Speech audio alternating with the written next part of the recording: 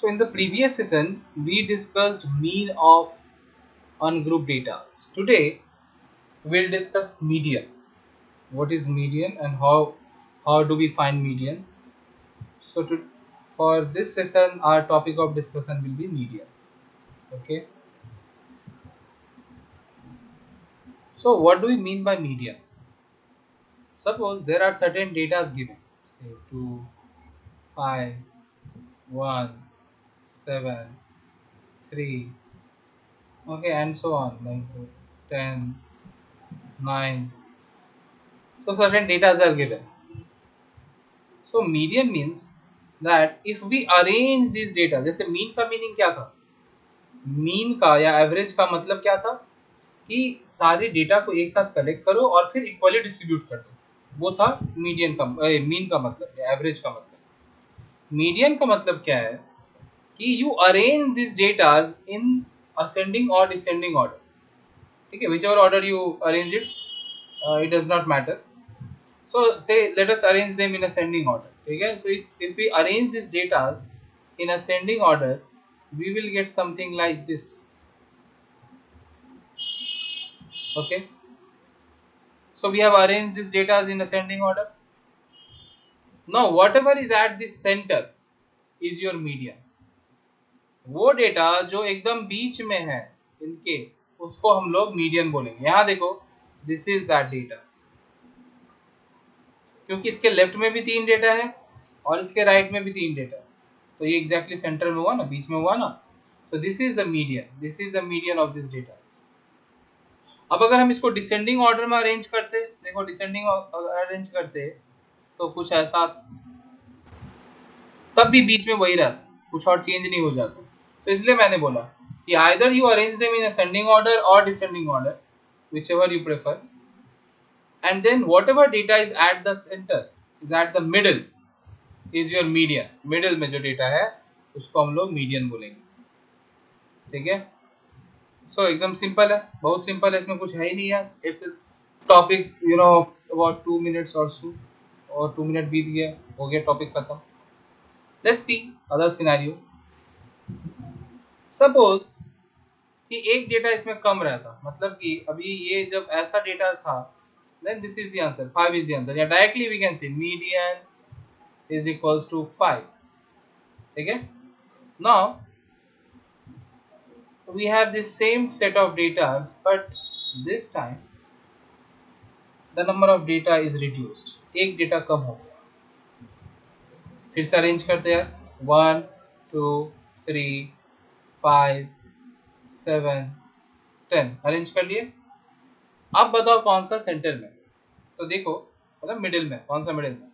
अगर मैं बोलूं 5 मिडिल में है तो भी गलत हो जाएगा, क्योंकि 5 के राइट में 2 ही डेटा है और लेफ्ट में 3 डेटा है, so I can not see 5 is at the centre, ठीक है। लेट्स से कि 3 इज एट द सेंटर, मतलब 3 is at the middle, 3 is the median, ये बोलते हैं। अगर हम बोले कि 3 मीडियन है, देखो इसके राइट साइड में 3 डेटा है, लेफ्ट में 2 है, तो ये भी बीच में नहीं है, तो ये क्या हो गया भाई।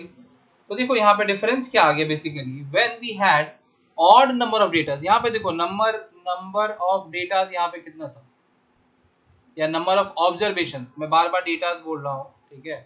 लेट्स से ऑब्जर्वेशंस, अभी तक मैंने जितनी बार डेटास बोला उन सारे वर्ड को ऑब्जर्वेशन से रिप्लेस कर दो, data is also correct. So count the number of observation, 1 2 3 4 5 6 7, odd number of observation. देखो जब भी ऑड रहेगा, नंबर ऑफ ऑब्जर्वेशन जब भी ऑड रहेगा, तब ऑब्वियस सा बात है कि बीच में एक तो फाइंड कर पाएंगे हम लोग, बिकॉज एक तो ये हो गया और बाकी इवन को 2 इक्वल पार्ट में डिवाइड कर सकते हैं। मतलब जैसे 7 डेटा था, तो 7 में से एक तो चला जाएगा एग्जैक्टली मिडिल में, तो बच गया 6 डेटा। अब 6 को इक्वली 3 हम लोग डिवाइड कर सकते हैं। अगर मान लो 9 डेटा होता तो एक रहता बीच में, बच गया 8 ठो डेटा, उसको हम 4 डिवाइड, तो इसमें तब अगर ऑड नंबर ऑफ डेटा है तब तो एक ही डेटा मिडिल में होगा और वो आंसर होगा, ठीक है, that will be our median. लेकिन जब इवन नंबर ऑफ डेटा है, 6 ठो 4 ठो 10 ठो 12 ठो ऐसा डेटा है, मतलब इतना नंबर ऑफ ऑब्जर्वेशन है, इवन नंबर ऑफ ऑब्जर्वेशन, तब क्या करेंगे भाई। तो सी यहाँ पे जो मीडियन है वो समवेयर यहाँ होना चाहिए था, this should have been the median, क्योंकि ये वो जगह है जिसके राइट साइड में भी 3 है और इसके लेफ्ट में भी 3 डेटा है, 3 ऑब्जर्वेशन, ठीक है। तो मीडियन ये होना चाहिए था, यहाँ तो कुछ है ही नहीं, तो क्या करेंगे? तो देखो क्योंकि यहाँ पे कुछ नहीं है इसलिए हम लोग क्या करेंगे, इसके राइट साइड से एक डेटा उठाएंगे, इसके लेफ्ट साइड से एक डेटा उठाएंगे। तो इसके लेफ्ट में कौन सा डेटा है या ऑब्जर्वेशन है 3, और इसके राइट में कौन सा ऑब्जर्वेशन है 5, दोनों का एवरेज निकाल लेंगे। Find the average of this two, जो दो ठो सेंटर में होगा ना, एक सेंटर में यहाँ पे नहीं है, मतलब एग्जैक्टली एक ठो अगर हम बोले मिडिल में यहाँ पे है कि नहीं, तो ऐसा नहीं है कि कोई एक मिडिल में हो, तो इसलिए हम क्या करेंगे, मिडिल से दो ठो उठाएंगे और उन दोनों का एवरेज निकाल लेंगे। अब देखो अगर इन दोनों डेटा को हम लोग उठाएं मिडिल से, तो इसके राइट में भी 2 है, इसके लेफ्ट में भी 2 है, चलेगा, लेकिन मीडियन 2 नहीं हो सकता, मीडियन तो एक ही होगा। तो हम लोग क्या करेंगे, इन दोनों डेटा का एवरेज ले लेंगे भाई, जो एवरेज वैल्यू आएगा। एवरेज कैसे निकालेंगे, दोनों का समेशन डिवाइडेड बाय 2, ठीक है। सो यहाँ पे मीडियन क्या होगा 4 होगा, so here the value of median is 4, ठीक है। अब इसी चीज को हम लोग n ऑब्जर्वेशंस के टर्म्स में एज अ फॉर्मूला लिखेंगे। क्वेश्चन अगर रहेगा तो कैसे सॉल्व करना है हम लोग पता ही चल गया, ठीक है।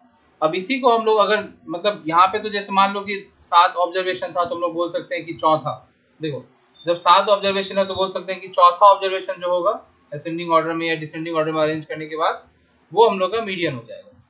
वैसे 9 ऑब्जर्वेशन रहेगा तो फिर कुछ और आएगा, तो क्या आएगा वो n के टर्म्स में क्या होगा वो हम लोग अभी फाइंड करते हैं, ठीक है। तो हम लोग ऐसे तो समझ गए, अभी n टर्म्स, n के रिस्पेक्ट में हम लोग इवैल्यूएट करेंगे कि मीडियन कैसे फाइंड करेंगे। सपोज ऐसे मतलब first term, second term, third term, fourth term, ऐसे करते करते nth टर्म तक है।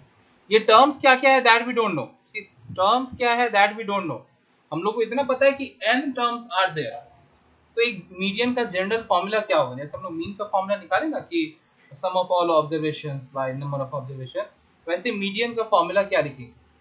तो देखो हम लोग यहाँ पे क्लियरली देख लिए कि depending upon the value of n, we had two cases, we saw two different cases। अगर n ऑड है तो अलग केस था, n अगर इवन है तो अलग केस था, ठीक है।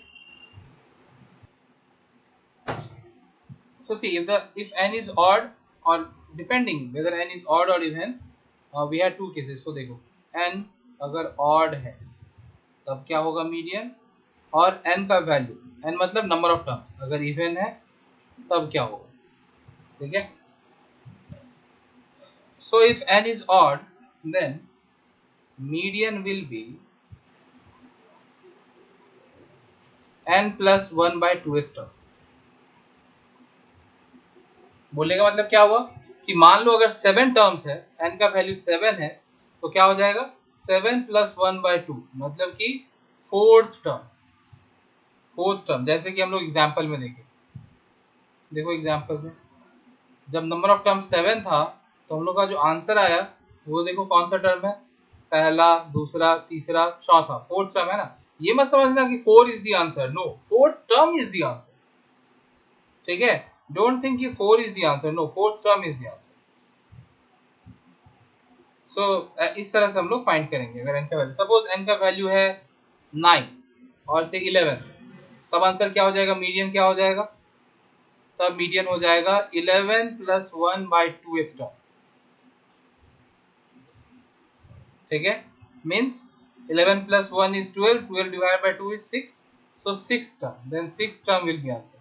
So don't say that the median is 6, no, the median is not 6, the median is 6th term। Now 6th term can be anything, जैसे मान लो डेटा ऐसा दिया हुआ है 1 1 2 3 5 ऐसे करके डेटा दिया हुआ है, मैं डायरेक्ट असेंडिंग ऑर्डर में लिख दे रहा हूँ 1 2 3 4 5 6 7 8 9 10 और एक लिखते हैं 11, तो आंसर क्या हो जाएगा 6th टर्म। 6th टर्म कौन सा है, 1 2 3 4 5 6, this is 6th term. So 7 is the answer, 7 is at the centre. देखो 7 के राइट साइड में भी 5 डेटा है, 7 के लेफ्ट साइड में भी 5 डेटा है, तो 7 एग्जैक्टली बीच में है ना, तो यहाँ पे आंसर क्या हो जाएगा, मीडियन का वैल्यू क्या हो जाएगा, will write median is equals to six term, पहले फॉर्मूला लिखोगे फिर n का वैल्यू बैठाओगे, देन इवैल्यूएट करके फाइंड करोगे कि median is equals to six term which is equals to 7. So the answer is 7. The answer is not this, ये इतना लिख के नहीं छोड़ोगे. सिक्स टर्म क्या है वो वैल्यू तुमको लिखना पड़ेगा, ठीक है. That the six term is 7, so the answer is 7. वो कुछ भी हो सकता है वो सिक्स टर्म, ठीक है. तो ये हुआ ऑड का केस कि जब नंबर ऑफ टर्म्स ऑड है तब हम लोग मीडियन ऐसे फाइंड करेंगे, ठीक है. Now what if the number of term is even, जैसे हम लोग सेकंड एग्जांपल लिए, तब मीडियन में हम लोग क्या देख रहे थे कि दो टर्म्स का एवरेज निकालना पड़ रहा था. देखो दो टो टर्म का एवरेज निकालना पड़ रहा था. कौन कौन से दो टो टर्म है, जैसे यहाँ पे अगर 6 डेटा था तो हम लोग तीसरा और चौथा का निकालें. देखो तीसरा का और चौथा का, ठीक है. अगर मान लो यहाँ पे 8 डेटा रहता, चौथा और पांचवा का निकालते, ठीक है. तो उसको हम लोग कैसे लिखेंगे, ध्यान से देखो. अब ये थोड़ा देखने में कॉम्प्लिकेटेड लगेगा, पर अगर तुम अच्छे से समझ गए तो मीनिंग समझ लो, मीनिंग तो समझ ही गए हो कैसे फाइंड करना है, तो इजीली फाइंड कर पाओगे. See n by 2th observation plus, मतलब वो थर्ड टर्म प्लस, इस एग्जांपल के लिए third, n by 2 plus 1, sorry plus 1 observation whole divided by 2, मतलब n by 2th ऑब्जर्वेशन और उसके बाद वाला observation. For example if the value of n is से 6 और से 8, तो मीडियन क्या हो जाएगा. If n is 8, 8 is even ना, इवन है ना, then median will be 8 by 2th observation, मतलब कि फोर्थ ऑब्जर्वेशन प्लस उसका नेक्स्ट वाला मतलब fifth observation whole divided by 2. अब बहुत लोग क्या गलती करते हैं पता है, यहाँ पे तुमको फोर्थ ऑब्जर्वेशन और फिफ्थ ऑब्जर्वेशन का वैल्यू बैठाना है, ठीक है. बहुत लोग गलती क्या करते हैं, ये fourth plus fifth, ninth observation bye 2, so the answer is 4.5th observation. लेकिन फोर्थ ये सही है, पर 4.5th ऑब्जर्वेशन तो एग्जिस्ट करता ही नहीं है. So what they do is simply they write 4.5 as the answer. So this is wrong. If I write fourth observation plus fifth observation by 2 and then I write it as 4.5, I will evaluate it. If 5 plus 4 is 9 and 9 divided by 2 is 4.5, and so I will say that the answer is 4.5. This is the answer. No, it is wrong, absolutely wrong. Fourth observation और fifth observation का क्या value है वो value बैठाओ, तब उसको solve करो, तब उसका एवरेज निकालो, जो भी आएगा वो आंसर होगा, ठीक है. मान लो कि यहाँ पे n का वैल्यू रहता, suppose value of n is 18, तो 18 इज आल्सो इवन, तब क्या हो जाता 18 का हाफ, मतलब कि 9th ऑब्जर्वेशन और उसका नेक्स्ट वाला मतलब कि 10th ऑब्जर्वेशन. सो 9th ऑब्जर्वेशन और 10th ऑब्जर्वेशन का एवरेज, ठीक है. So this is how we find median. This is the formula. Okay, so see, this is the question. Find the median of this. तो median जब भी find करना है तो क्या होना चाहिए भाई, डेटा असेंडिंग ऑर्डर में अरेंज होना चाहिए या डिसेंडिंग, तो कर लेते हैं असेंडिंग में arrange. So arranging observations in ascending order, ठीक है. So see if we arrange them in ascending order what will get, ascending में कर लिया, डिसेंडिंग में भी करो, एक ही बात है, मैंने दिखाया था तुम लोगों को. सो सबसे पहले 2 आएगा, देन 7, देन 8, उसके बाद 10, फिर 11, फिर 13, फिर 14, फिर 16, फिर 18, फिर 24. कितना, 1 2 3 4 5 6 7 8 9 10. Okay 10 data. वहाँ भी ऊपर में भी काउंट कर लो, 10 तो ही है, तो डन. तो यहाँ पे n का वैल्यू क्या है, what is the value of n here, 10. All total 10 datas are there. Number of observation n को बोलते हैं, यहाँ पे लिख देना नंबर ऑफ ऑब्जर्वेशन, ठीक है, ब्रैकेट में. ऐसे लिख लो। सो 10 है तो मीडियन क्या हो जाएगा, तो हम लोग को सोचना पड़ेगा ये n जो यहाँ पे आया ये इवन आया कि ऑड आया, इवन आया है तो इवन वाला फॉर्मूला लिखेंगे। तो फॉर्मूला क्या था, n/2th observation plus n/2 plus 1th observation whole divided by 2। सो 10 है तो 10/2 इज फिफ्थ, तो fifth observation direct calculation plus sixth observation whole divided by 2। तो अब ये मत सोचना कि 5 + 6 11/2 5.5 is the answer. No, write the value fifth observation. Which is the fifth observation? 1 2 3 4 5 is 11. 11 is the fifth observation plus 6 6 is obviously 13 then by 2. So we are getting 24/2 means 12. So the answer is 12. Now suppose इस question में this is the answer.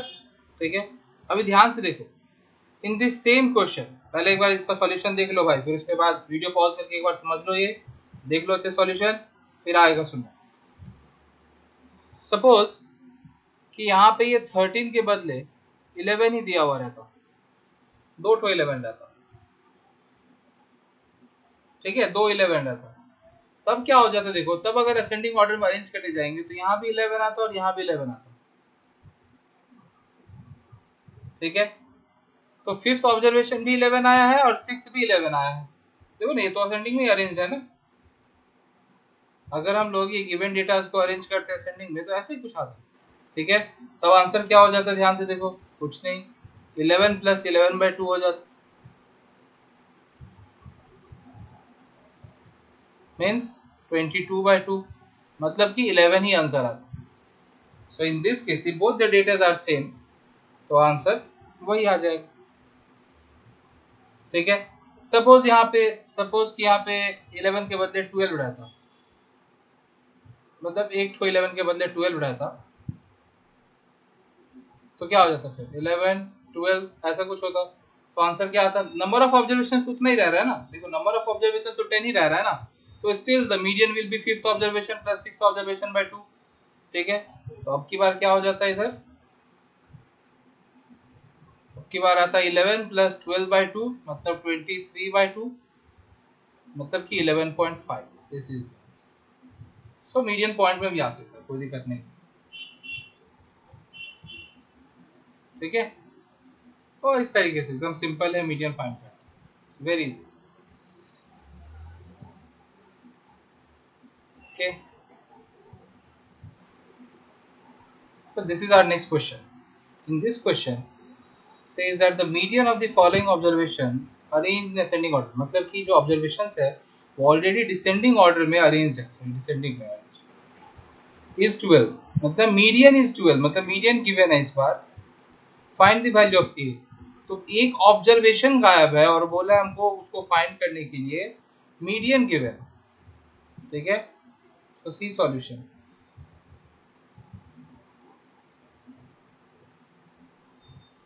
Median क्या होता है, फिर से वही बात, पहले n का वैल्यू लिख लेते हैं, ये तो असेंडिंग डिसेंडिंग में अरेंज ही है तो क्या बार बार मैं लिखूंगा। 6 ऑब्जर्वेशन है, देखो 1 2 3 4 5 6, तो अगेन मीडियन क्या हो जाएगा, मैं अब डायरेक्ट लिख रहा हूँ, मैं फॉर्मूला नहीं लिख रहा, third observation plus fourth observation bye 2, ये होगा। अब सबका वैल्यू बैठाओ, जो जो वैल्यू पता है वो वैल्यू बैठाओ। सो मीडियन का भी वैल्यू पता है इस बार, तो उसका भी वैल्यू बैठा देंगे, equals to third observation is 1 2 3 8, ठीक है, plus fourth is 10, okay, by 2। Now you solve this equation and get the value of a। So 12, ये 2 उधर जाके मल्टीप्लाई हो जाएगा ना, so 12 times 2 will become 24 is equals to a + 10। तो a का वैल्यू क्या हो जाएगा, 24 - 10 मतलब कि 14, तो 14 इज द आंसर। ठीक है, अब इसी क्वेश्चन में मान लो कि थोड़ा सा और चेंजेस हो जाता है। अगेन वही बात, पहले वीडियो पॉज करो, इस सॉल्यूशन को समझ लो, फिर जो मैं मॉडिफिकेशन कर रहा हूँ उसको समझना और देखना क्या बोलना चाह रहा हूँ। ठीक है, इसी क्वेश्चन में एक्स्ट्रा ऐड कर दिया होता कि if mean is 11, if mean is 11 also find b, also find b मतलब कि अब दो वेरिएबल देता, ठीक है, और वो b वेरिएबल कहाँ होता, सपोज ये 3 के बदले b लिख दिया, ठीक है, या कोई भी कहीं पे भी 8 के बदले भी लिखा हो सकता था, मतलब कि ऐसा भी हो सकता था कि यहाँ 3 लिखा हुआ रहे और ये 8 के जगह पे b लिख दिया जाए, ठीक है। तो अब देखो सेम क्वेश्चन में मीन मीडियन दोनों आ गए। तो पहले देखो हम लोग क्या किए, पहले हम लोग मीडियन वाला जो इंफॉर्मेशन दिया हुआ था कि मीडियन इज 12, उसको यूज करके हम लोग ए फाइंड कर लिए और ए का वैल्यू कितना मिल गया, 14 मिल गया, ठीक है। अब हम लोग दूसरे इंफॉर्मेशन को यूज करेंगे to find the second variable which is B. दूसरा इंफॉर्मेशन क्या है कि मीन इज 11, तो हम लोग मीन का फॉर्मूला लिखते हैं, ठीक है, मीन फाइंड करते हैं। तो देखो यहाँ पे मीन क्या हो जाएगा,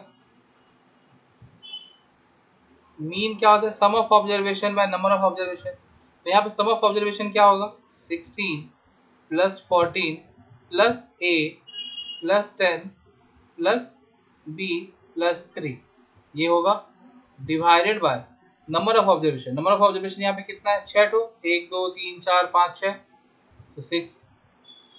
तो देखो दो वेरिएबल है और एक इक्वेशन है, तो you can not solve it, but actually देखो एक एक वेरिएबल के वैल्यू ऑलरेडी हम फाइंड कर लिए हैं 14। तो हम लोग क्या करेंगे, जहां पे ए लिखे हैं वहां ए नहीं लिखे, क्या वहां पे लिख देंगे 14 लिख देंगे,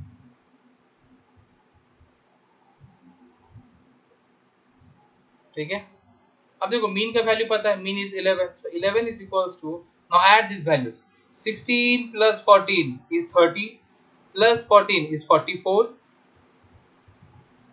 plus 10 is 54 plus 3 is 57, 57 plus b by 6, ये आ रहा है।